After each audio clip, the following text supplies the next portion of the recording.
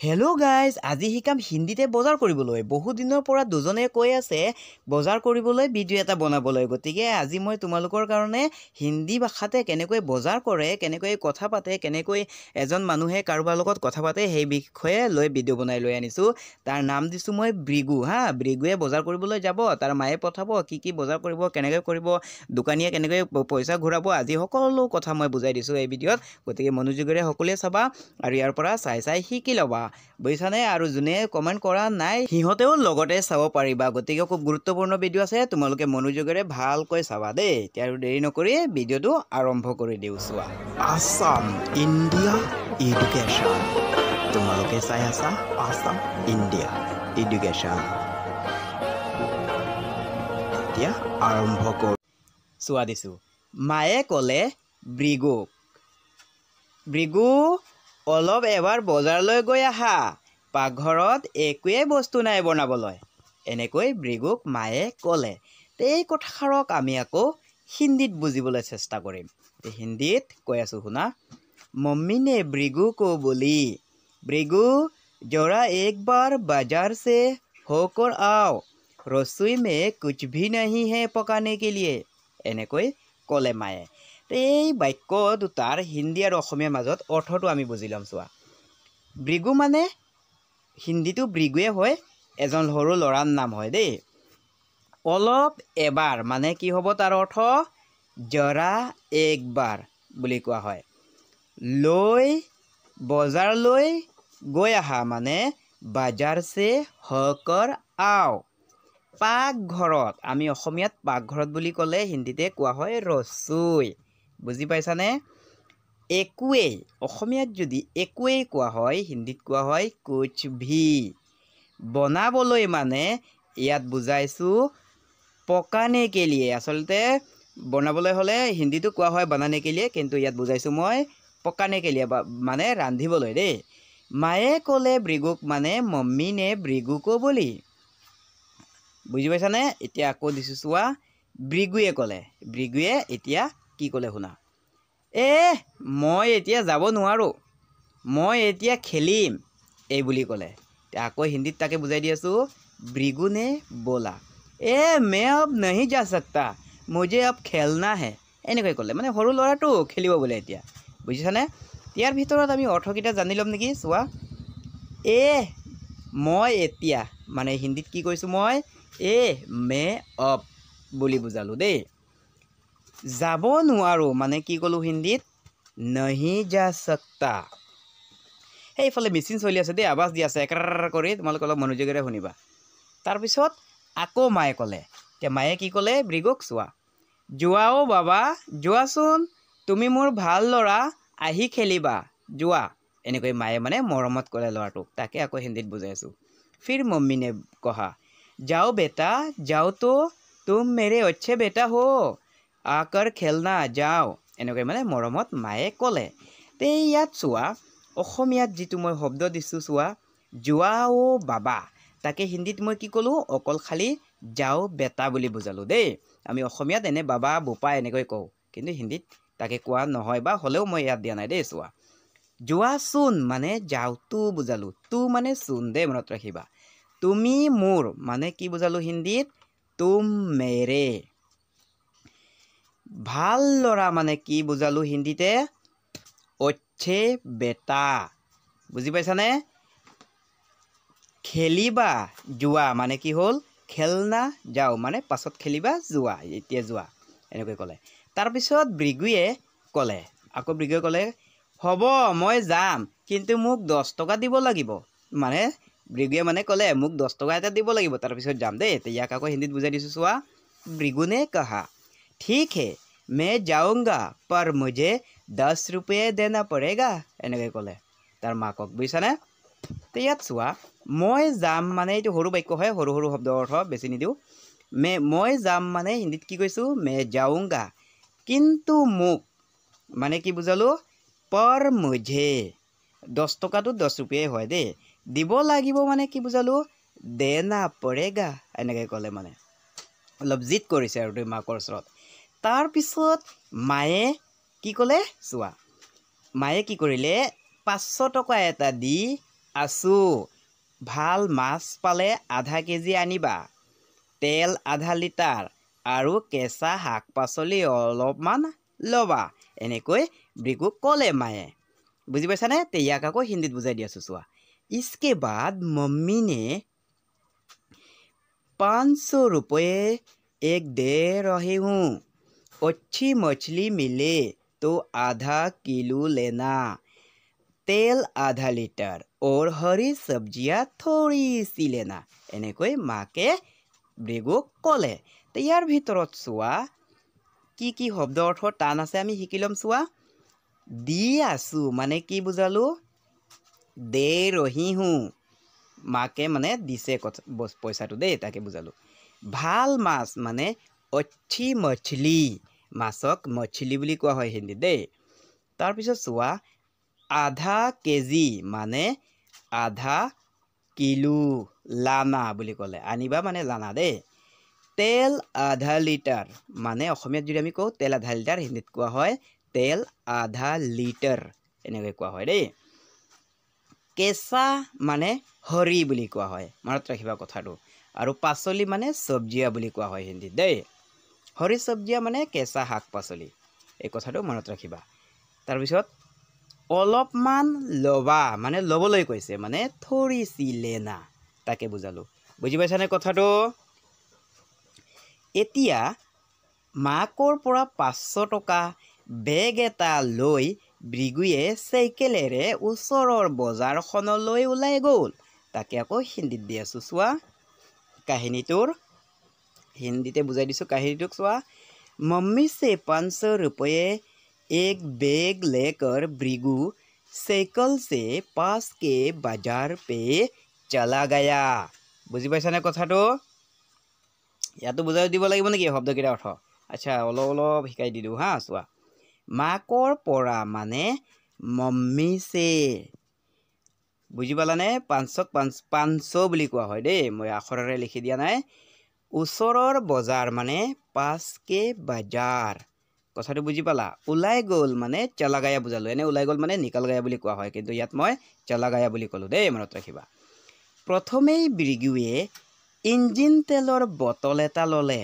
এখন দোকানত গৈ এটা ইঞ্জিন তেলৰ বটল ল'লে ইয়াক আকৌ হিন্দীত দিছোঁ পহলে ही ब्रिगु ने इंजिन तेल का बोतल एक लिया এতিয়া দোকানীয়ে ক'লে কথাটো শুনা দোকানীয়ে ক'লে ভাইটি তেলটোৰ দাম 90 টকা তোমাক ঘূৰাই দিবলৈ মোৰ খুচুৰা নাই তুমি আৰু 10 টকাৰ কিবা এটা লৈ লোৱা এই বুলি দোকানীয়ে ক'লে তে ইয়াক আকৌ হিন্দীত বুজাই দি আছোঁ চোৱা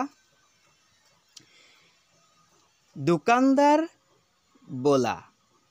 बोला क्या भाई तेल का दाम 90 रुपये है तुम्हें लौटाने के लिए मेरे पास छुट्टे नहीं हैं तुम और 10 रुपये की कुछ ले लो এই বুলি দোকানীয়ে ক'লে তে ইয়াত চোৱা আমি অৰ্থকেইটা জানিলেও অৰ্থকেইটা জনা অতি প্ৰয়োজন হয়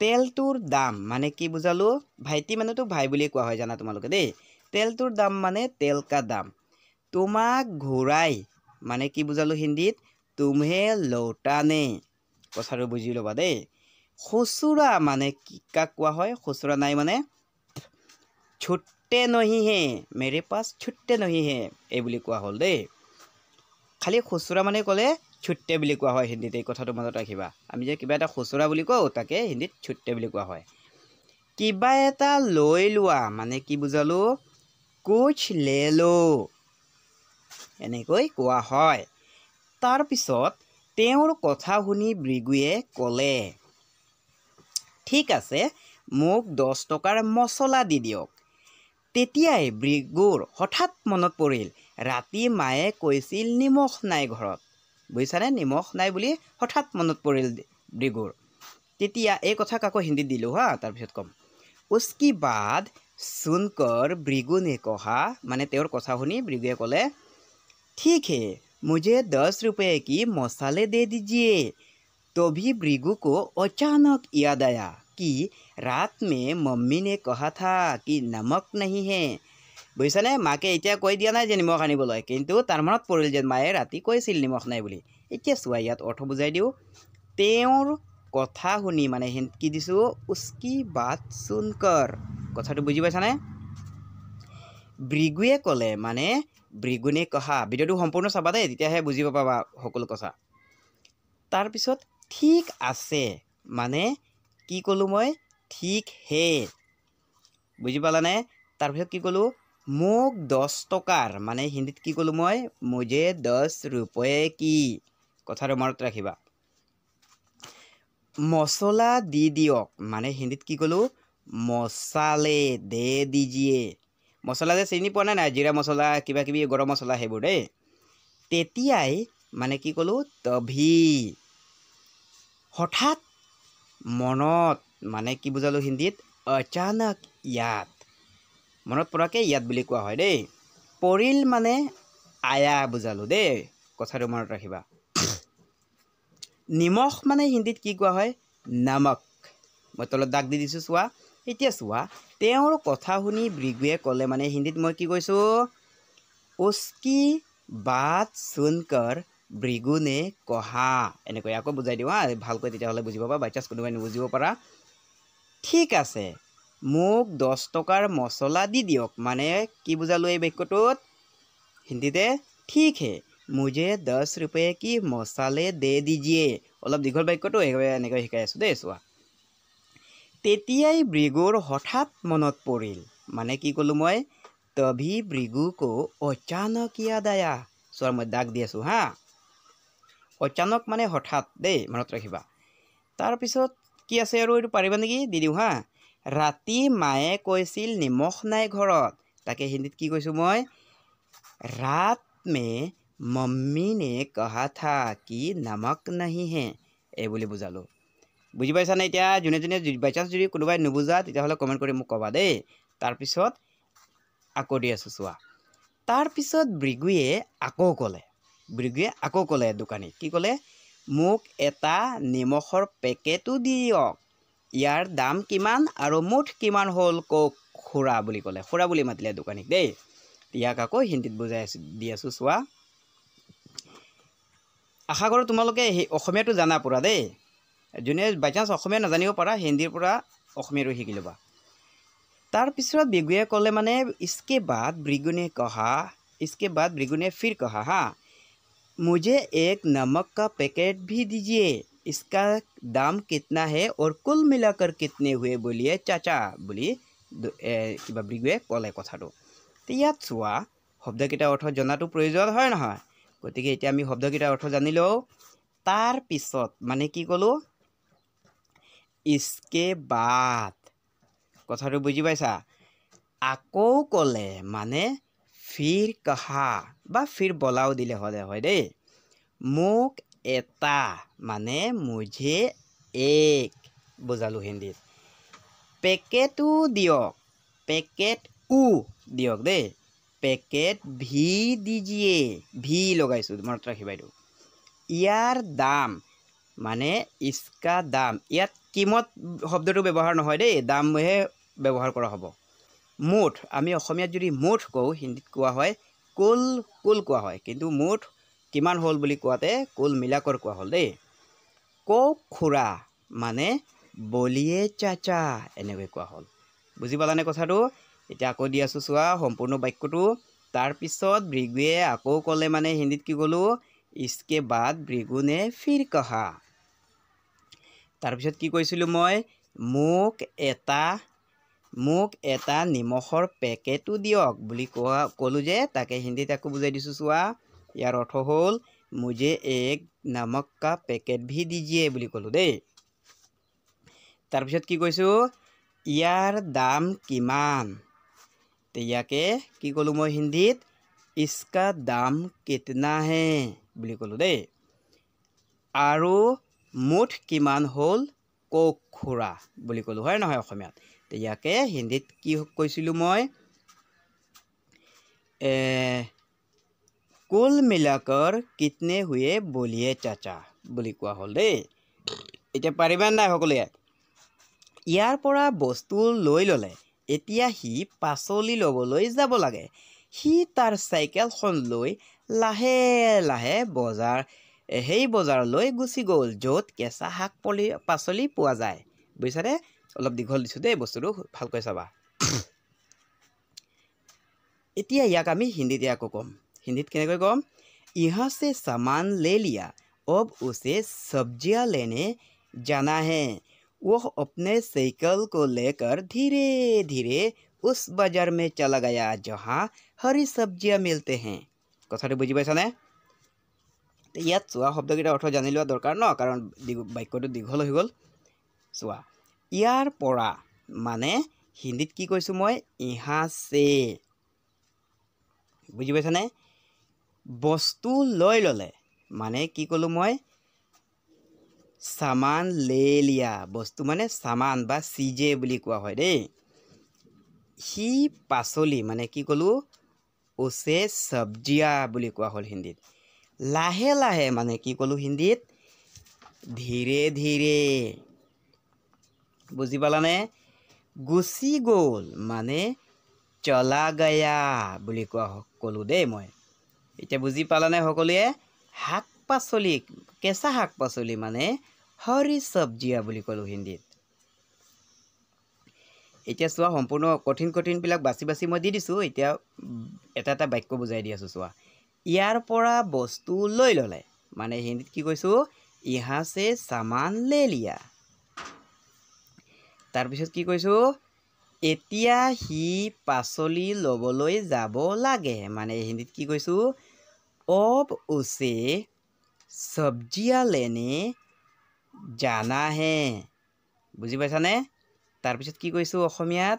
সি তাৰ চাইকেলখন লৈ লাহে লাহে মানে কি বুজালোঁ হিন্দীত? वो अपने साइकिल को लेकर धीरे धीरे। কথাটো বুজি পাইছা? সেই বজাৰত, অসমীয়াত দিছোঁ চোৱা, সেই বজাৰলৈ গুচি গ'ল য'ত কেঁচা শাক পাচলি পোৱা যায়। তাকে হিন্দীত কি কৈছোঁ?